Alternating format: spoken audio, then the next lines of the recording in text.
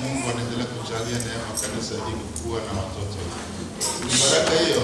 Amen. Kanisa au taifa yote isiyokuwa na uzazi mpya ni taifa itakufa. Amen.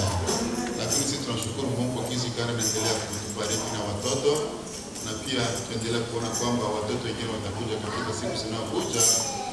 Mimi basi ombi langu ni kwamba nikilio ni kwamba namna gani hawa watoto watakuwa kadre, namna gani wakoma katika neno lake. Bwana asifiwe. Amen. Bwana asifiwe. Amen. Hii ni hali. Basi sina mengi ya kusema, nitaenda kusoma katika kitabu cha Marko. Tuko na ready the book of Mark chapter 10 verse 13. Katika kitabu cha Marko chapter 10 verse 13, alafu nitasi wazazi walete mtoto hapo mbele. Wazazi walete mtoto hapo mbele.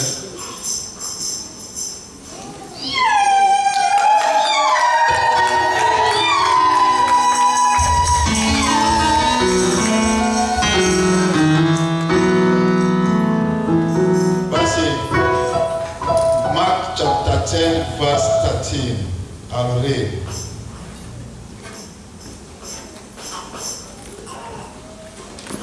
Mark chapter 10 verse 13 said this.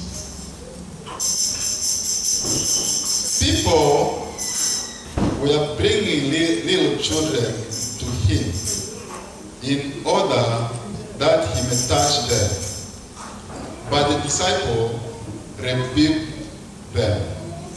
When Jesus saw it, he was not happy, and he said to them, "Let little children come to me. Don't stop, because the kingdom of God belongs to such as this. Truly, I tell you, whoever does not receive the kingdom of God like a little child will never enter it." After taking them in his hand, he laid his hand on them and blessed them.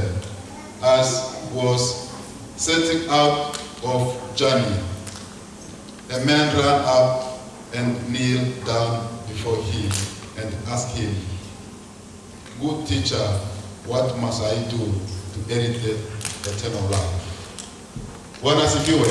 Amen. Ni neno la Yesu na wanafunzi wake.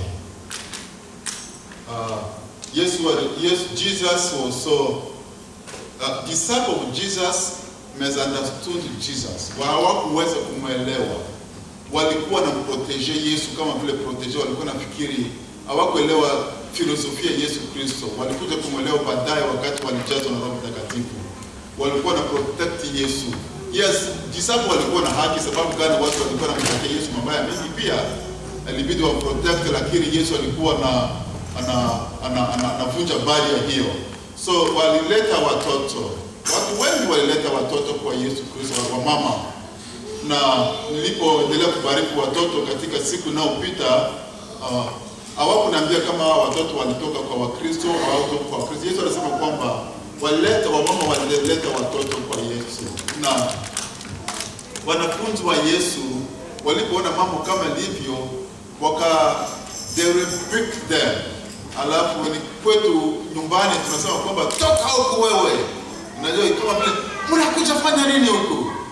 What are you doing here? Go away. You don't need to be here. Hii ni sauti ya rebuke. This is supposed to rebuke something. Mwende kule. Lakini Amerika wataambia kwamba please stop. Can you go politely? Watakwambia polepole. Na maanisha kwamba they rebuke the mamas. Yesu alipoona jambo kama hivyo hakufurahisha hata kidogo. Akanukunika. Akasema, kwa nini mnafanya vitu kama hivyo? Hamjui ufalme wa Mungu ni kama vile kukua kama mtoto mdogo. Kama unaroa mtoto mdogo ndio utaingia ufalme wa Mungu. Bwana asifiwe. Bwana asifiwe. Amen. Ufalme wa Mungu ni kukua kama mtoto mdogo. Ndio maana akawabariki hawa watoto. Na zaidi yote, mzazi mzuri ni kule mzazi analeta mtoto ndani ya kanisa, wabariki huyu mtoto. Sababu gani? Neno lazungumza juu ya mtoto, hiyo itapata mtoto huyu. Haleluya. Amen. Haleluya. Amen. sisi GCN, Great Church for All Nations, tunabariki watoto. Atubatize watoto. Mtoto atakuja kuchukua tu wakati tunamlelea katika imani iliyofaa. Polepole anakomaa kama vile tunaona Naomia, tunaona Daniel, tunaona Sheva. Jinsi wanalea imani yetu, wanaendelea kuelewa polepole, siku moja one day they will decide to accept Jesus. Hii ndio hali sisi jukumu tunafanya. Na hatuwezi kulazimisha, tunaendelea kuombea. Bwana asifiwe. Amen. Haleluya. Amen. Ndio hii hali tunapaswa kufanya. Hao ndio watoto wanaendelea kukomaa katika kanisa hiyo. Na sisi hii siku tutarudi nyumbani, Mungu kwa neema Mungu atachukua huduma litaendelea. Bwana asifiwe. Amen. Tunabarikiwa sana kuwa na watoto.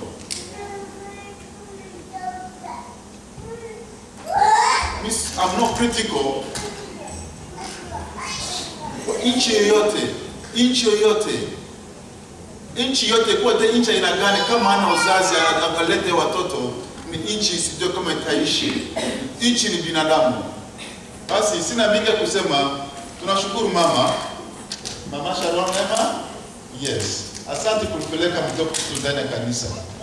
Ni ndio jambo lililofaa. Wewe ni mzazi iliyofaa. Wazazi wengi wanasema kwamba lazima tuachie watoto mahali kama unabarikiwa nayo iko mzuri. Unaweza kuachia mtoto milioni, lakini pia mtoto kama atue Mungu milioni yake ni kama vile nothing at misuse, you never understand what value million. Sababu gani kuitesekea? Bwana asifiwe. Tunajua tunaona mingi. Wanaweza achia mtoto heritage kwa vitu mingi, lakini kama hajajua if you that child how you on future you grow up, you didn't know the Jesus Christ, end of the day you misuse the asset that left unto him. Lakini mtoto kule mzazi anamlelea ndani ya kanisa, Mungu ani kama vile anapita kama mali yote tunaweza kumwachia. Basi tunashukuru Mungu na kuleta mtoto ndani ya nyumba ya Mungu, na pia tunashukuru katiba jina ya kwanza ni Bia Mungu Katiba. Yes, katiba iko rahisi kwangu. Bia Mungu Katiba na mama Sharon Neema Katiba kuleta mtoto ndani ya kanisa la Mungu. Kwa hiyo tutaenda kuombea ajili ya mtoto. Na pia nitasi kanisa kwa jumla watachukua pia hatua before niende kukabidhi mtoto mkono na Mungu, na sisi wote tutachukua agreement kujua jinsi gani katika maombi yetu binafsi kwa nyumba. Ni jukumu letu, jukumu lako kuendelea kuomba ajili ya watoto hiyo. Haleluya. Amen. Haleluya. Amen. Shetani anataka hawa watoto wadogo. Sababu gani? Anajua mzizi kama anaweka ndani yao wataribu. Hata ndio maana tunaendelea kuona hii sileta mambo mengi. Tunaona kwa dunia vitu vinakuwa mengi sana. Wanaendelea kuchange genes ya mtoto. Hii yote ni demon activity, ukiangalia vitu vingine visiofaa. Lakini jukumu letu ni kwamba usiku na mchana kama hata utataja jina kusema kwamba Mungu chunga watoto wa GCN, chunga watoto wa kanisa kwa jumla, chunga watoto wote watazaliwa kwa maternity, siku moja waweze kukiri Yesu ni Bwana. Sababu gani? Mungu ataleta maombi yako kutafanya kazi. Haleluya. Yes. Tuleta mtoto nani? Yes, Shaddai Peter. Yes. Oh. Yes. Yes. Shaddai Peter. Asante kuja kwa dunia hii. Ndio kama utabarikiwa sana. Basi kanisa tutasimama sisi sote. Ni agano tutachukua sisi sote. I will ask you questions, you will respond this question. As kanisa la Grace of Church for All Nations, tunaamua kwa kila siku maombi yetu tuendelee kuomba ajili ya hawa mtoto. Ndio. Basi nitauliza Katiba family na mama Sharon na Bia Mungu Katiba. Mtaamua kulelea hii mtoto ndani ya nyumba ni mwa Bwana? Basi kama unasema ndio, ni hatua nzuri sana. Ni jukumu lenu. Msilete mtoto kaa kwa nyumba. Kila wakati inaosekanavyo mlete ndani ya nyumba ya Mungu. Atasikiliza siku moja, amujue jinsi gani matunda Mungu ataweka ndani yake. Sometimes tunaanza kuchoka, tunachoka, mimi sisikia hamu ya kukuja kanisa. Lakini msiache mtoto hii asikose kuja ndani ya kanisa. Ni baraka kubwa kwa ajili ya hii mtoto jinsi gani mnamleta katika nyumbani mwa Bwana. Basi nitasimu tutakuja kusimama mbele mtu la take this away. Yes, mkuje simama hapo, mnaangalia mtoto, pia unabariki. Baba Mungu, nakabidhi mtoto hii mikononi mwako. Nakabidhi Peter, ni kijana mzuri, anakuja kwa hii dunia.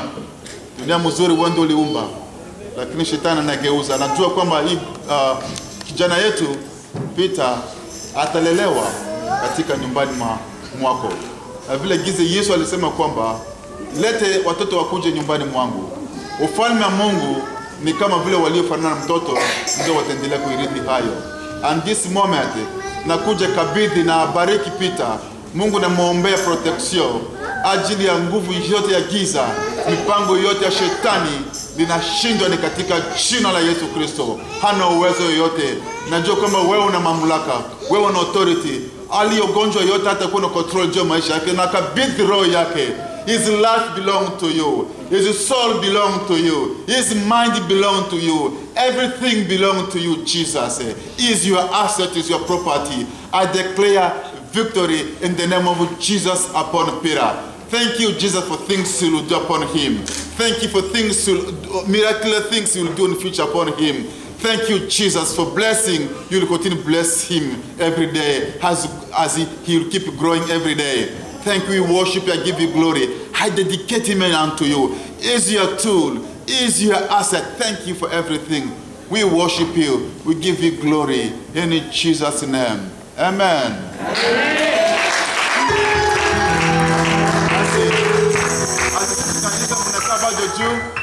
Nitapatia opportunity kidogo pia mbariki mtoto. Nyinyi sisi sote kwa dakika kidogo mnyorosha mkono juu mtoto Peter.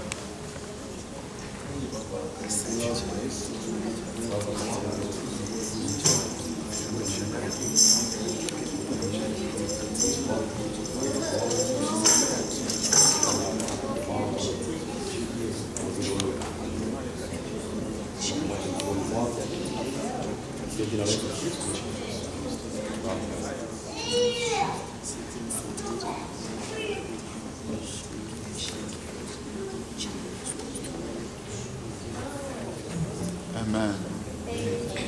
Basi mama unachukua mtoto pia nitabariki nyinyi. Sisi pia tunasimama. Sisi wazazi najua kama tuko busy sometimes kwa kazi, sometimes hatuna muda. Kuna wazazi wengine, other parents have grown children, they come to church. One thing is to ask church to do this. Kuna mnaweza visit Christian library, kuna store ya Wakristo, iko na kitabu mzuri sana. I learned from my own example. Kwa kila jioni tunasoma na watoto wangu Biblia, waliwapatia wakati waliwabariki pia kabla nabariki watoto. Kila siku tunasoma nao. Wao ndio wanakuwa kengele kwangu. Hata mimi nachoka sema kama daddy, can we read our Bible? Inatulia maana sana. Hata nitasi nyinyi wazazi, muende kwa hii kitabu Christian store, mna kitabu ya watoto. Lazima unapaswa kumsomea mtoto kila siku. Itamsaidia mtoto akuwe na foundation iliyofaa. Bwana asifiwe. Bwana asifiwe. Basi acha nibariki wazazi pia. Baba, asante kwa wazazi wale. Ni wazazi wazuri sana, waleta nyumba mtoto ndani ya kanisa la Bwana. Niliyofaa. Mungu wapatie hekima kisi gani watakomelesha watoto. Najua kuna watoto wengi, lakini wapatie wisdom kisi gani hawa watoto waendelee kulelea katika kanisa lako. Ni ndio gift iliyofaa itapatia kwa ajili ya watoto wetu. Na wabariki. Mungu wapatie busara na wapatie resources yote namna gani wanaweza kutimiliza ile hitaji ya huyu mtoto mdogo. Asante kwa yote utaifanya, na kuabudu na kushukuru Mtakatifu pa nguvu. Hawana nguvu, lakini wewe ndio utapatia nguvu kwa haya yote kutekeleza responsibility kama kuwa mzazi. Na shukuru kwa haya yote ni katika jina la Mwokozi wetu Yesu Kristo. Amina.